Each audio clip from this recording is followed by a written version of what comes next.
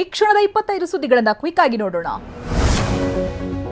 ಬೆಲೆ ಏರಿಕೆ ಖಂಡಿಸಿ ಪ್ರತಿಭಟನೆಯ ದಾರಿ ತುಳಿದಿರುವ ಬಿಜೆಪಿ ಎರಡನೇ ಹಂತದ ಹೋರಾಟಕ್ಕೆ ಮುಂದಾಗಿದೆ. ರಾಜ್ಯ ಮಟ್ಟದಲ್ಲಿ ಅಹೋರಾತ್ರಿ ಧರಣಿ ನಡೆಸಿದ ಕೇಸರಿಪಾಳ್ಯ ಜಿಲ್ಲೆ ಹಾಗೆ ತಾಲೂಕು ಕೇಂದ್ರಗಳಲ್ಲಿ ಬಿಜೆಪಿ ಪ್ರತಿಭಟನೆಗೆ ಮುಂದಾಗಿದೆ. ದಕ್ಷಿಣ ಕನ್ನಡ ಜಿಲ್ಲಾ ಕೇಂದ್ರ ಸಹಕಾರಿ ಬ್ಯಾಂಕ್ನಲ್ಲಿ ಭಾರೀ ಅಕ್ರಮ ನಡೆದಿರುವ ಶಂಕೆ ವ್ಯಕ್ತವಾಗಿದೆ. ಡಾಕ್ಟರ್ ಎಂಎನ್ ರಾಜೇಂದ್ರ ಕುಮಾರ್ ಅಧ್ಯಕ್ಷತೆಯ ಮಂಗಳೂರು ಡಿಸಿಸಿ ಬ್ಯಾಂಕ್ಗೆ 5 ಲಕ್ಷ ದಂಡ ವಿಧಿಸಿ ಆರ್ಬಿಐ ಎಚ್ಚರಿಕೆ ನೀಡಿದೆ. ಎಸ್ಸಿಡಿಸಿಸಿ ವಿರುದ್ಧ ಬ್ಯಾಂಕ್ ನಿಯಮಕ್ಕೆ ವಿರುದ್ಧವಾಗಿ ನಿರ್ದೇಶಕರಿಗೆ ಸಾಲ ಮಂಜೂರು ಮಾಡಿರುವಂತಹ ಆರೋಪ ಕೇಳಿಬಂದಿದೆ. ಸಿಎಂ ನಿವಾಸದ ಬಳಿ ವೀಲಿ ಮಾಡಿ ಪುಂಡಾಟ ಮೆರೆದಿದ್ದವರನ್ನ ಪೊಲೀಸರು ಬಂಧಿಸಿದ್ದಾರೆ. ಸಿಎಂ ನಿವಾಸದ ಬಳಿ ಪೊಲೀಸರ ಭಯಾನೇ ಇಲ್ಲದೇನೆ ವೀಲಿ ಮಾಡಿದ್ದವರನ್ನ ಅರೆಸ್ಟ್ ಮಾಡಿರುವಂತಹ ಹೈಗ್ರೌಂಡ್ಸ್ ಠಾಣೆ ಪೊಲೀಸರು ಬೈಕ್ ಅನ್ನು ಜಪ್ತಿ ಮಾಡಿದ್ದಾರೆ. ಬೆಂಗಳೂರಿನ ಪರಪ್ಪನ ಅಗ್ರಹಾರ ಜೈಲಿನಲ್ಲಿ ಮೊಬೈಲ್ ಬಳಕೆ ಇನ್ನೂ ಕೂಡ ನಿಂತಿಲ್ಲ. ಜೈಲಿನಲ್ಲೇ ಕುಳಿತು ಬ್ಲಾಕ್ ಮೇಲ್, ಕೊಲೆಗೆ ಸ್ಕೆಚ್ ಹಾಕ್ತಾ ಇರುವಂತಹ ಪ್ರಕರಣಗಳು ವರದಿಯಾಗ್ತಾನೆ ಇದೆ. ಜೈಲಿನ ಕರ್ಮಕಾಂಡದ ಬಗ್ಗೆ ನ್ಯಾಯಾಧೀಶರು ಬೇಸರ ವ್ಯಕ್ತಪಡಿಸಿದ್ದಾರೆ. ಮಡಿಕೇರಿಯಲ್ಲಿ ರಾತ್ರಿ ಸುರಿದ ಭಾರೀ ಮಳೆಗೆ ತಡೆಗೋಡೆಯ ಮಣ್ಣು ಕೊಚ್ಚಿ ಹೋಗಿದೆ. ಮಡಿಕೇರಿ ನಗರದ ರಾಜಾ ಸೀಟ್ ಮುಂಭಾಗ ಅವಾಂತರ ನಡೆದಿದೆ.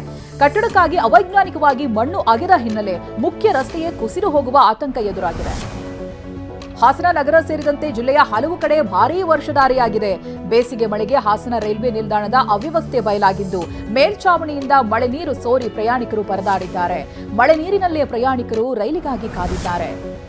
ರಾಜ್ಯದ ಹಲವೆಡೆ ಇನ್ನೂ 4 ದಿನ ಗುಡುಗು ಸಹಿತ ಭಾರೀ ಮಳೆಯಾಗಲಿದೆ ಅಂತ ರಾಜ್ಯ ಹವಾಮಾನ ಇಲಾಖೆ ಹೇಳಿದೆ. ಅಲ್ಲದೆ ಕರಾವಳಿ ಜಿಲ್ಲೆಗಳಲ್ಲಿ ವ್ಯಾಪಕ ಮಳೆಯ ಎಚ್ಚರಿಕೆ ನೀಡಲಾಗಿದೆ.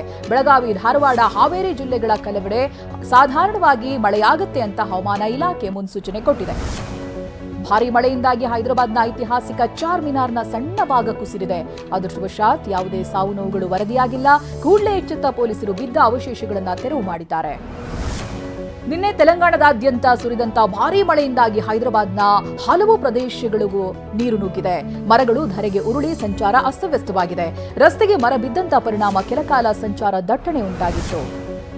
ಲೋಕಸಭೆಯಲ್ಲಿ ಅಂಗೀಕಾರವಾಗಿದ್ದು ವಕ್ಫ್ ತಿದ್ದುಪಡಿ ಮಸೂದೆಗೆ ರಾಜ್ಯಸಭೆಯಲ್ಲೂ ಕೂಡ ಅನುಮೋದನೆ ದೊರೆತಿದೆ. ವಿಪಕ್ಷಗಳ ವಿರೋಧದ ನಡುವೆ ಮಸೂದೆಯನ್ನ ಅಂಗೀಕಾರ ಮಾಡುವಲ್ಲಿ ಎನ್ಡಿಎ ನೇತೃತ್ವದ ಕೇಂದ್ರ ಸರ್ಕಾರ ಯಶಸ್ವಿಯಾಗಿದೆ.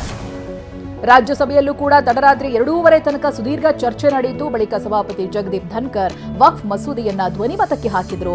ವಕ್ಫ್ ತಿದ್ದುಪಡಿ ವಿಧೇಯಕದ ಪರ 128 ಮತಗಳು ಬಿದ್ದರೆ ವಿಧೇಯಕದ ವಿರುದ್ಧವಾಗಿ 95 ಮತ ಚಲಾವಣೆಯಾದವು. ಈ ಮೂಲಕ ವಕ್ಫ್ ತಿದ್ದುಪಡಿ ಮಸೂದೆ ಅಂಗೀಕಾರವಾಯಿತು. ಲೋಕಸಭೆ ಮತ್ತು ರಾಜ್ಯಸಭೆಯಲ್ಲಿ ಅಂಗೀಕಾರಗೊಂಡಿರುವಂತಹ ವಕ್ಫ್ ತಿದ್ದುಪಡಿ ಮಸೂದೆಗೆ ರಾಷ್ಟ್ರಪತಿಗಳ ಅಂಕಿತ ಒಂದೇ ಬಾಕಿ ಇದೆ. ರಾಷ್ಟ್ರಪತಿ ದ್ರೌಪದಿ ಮುರ್ಮು ಅಂಕಿತ ಹಾಕಿದ ಬಳಿಕ ವಕ್ಫ್ ಮಸೂದೆ ಕಾನೂನು ರೂಪ ಪಡೆಯಲಿದೆ. ವಕ್ಫ್ ಬಿಲ್ ಮೇಲಿನ ಚರ್ಚೆಯ ವೇಳೆ ಬಿಜೆಪಿ ಸಂಸದ ಅನುರಾಗ್ ಸಿಂಗ್ ಠಾಕೂರ್ ರಾಜ್ಯಸಭೆ ಸದಸ್ಯ ಮಲ್ಲಿಕಾರ್ಜುನ್ ಖರ್ಗೆ ವಿರುದ್ಧವಾಗಿ ಗಂಭೀರ ಆರೋಪ ಮಾಡಿದರು. ಕರ್ನಾಟಕದಲ್ಲಿ ನಡೆದ ವಕ್ಫ್ ಹಗರಣದಲ್ಲಿ ಮಲ್ಲಿಕಾರ್ಜುನ್ ಖರ್ಗೆ ಅವರ ಹೆಸರು ಕೂಡ ಇದೆ ಅಂತ ಹೇಳಿದ್ರು. ಈ ಆರೋಪ ರಾಜ್ಯಸಭೆಯಲ್ಲಿ ಗದ್ದಲವೆಬ್ಬಿಸಿತ್ತು. ಅನುರಾಗ್ ಠಾಕೂರ್ ಆರೋಪಕ್ಕೆ ಮಲ್ಲಿಕಾರ್ಜುನ್ ಖರ್ಗೆ ರಾಜ್ಯಸಭೆಯಲ್ಲಿ ತಿರುಗೇಟನ್ನ ಕೊಟ್ಟಿದ್ದಾರೆ. 50 ವರ್ಷಗಳ ರಾಜಕಾರಣದಲ್ಲಿ ನನ್ನ ವಿರುದ್ಧ ಯಾವುದೇ ಆರೋಪ ಇಲ್ಲ. ಆರೋಪವನ್ನ ಸಾಬೀತು ಮಾಡಬೇಕು. ಇಲ್ಲದೇ ಇದ್ರೆ ಅವರ ಸ್ಥಾನಕ್ಕೆ ರಾಜೀನಾಮೆ ನೀಡಬೇಕು. ಆರೋಪ ಒಂದು ವೇಳೆ ಸಾಬೀತಾದ್ರೆ ನಾನ್ ರಾಜೀನಾಮೆ ಕೊಡ್ತೀನಿ ಅಂತ ಸವಾಲ್ ಹಾಕಿದ್ರು. ಛತ್ರಪತಿ ಶಿವಾಜಿ ಮಹಾರಾಜರ ಜೀವನ ಕುರಿತ ದಿ ವೈಲ್ಡ್ ವಾರ್ಫೇರ್ ಪುಸ್ತಕ ಮುಂಬೈನಲ್ಲಿ ಲೋಕಾರ್ಪಣೆಯಾಯಿತು.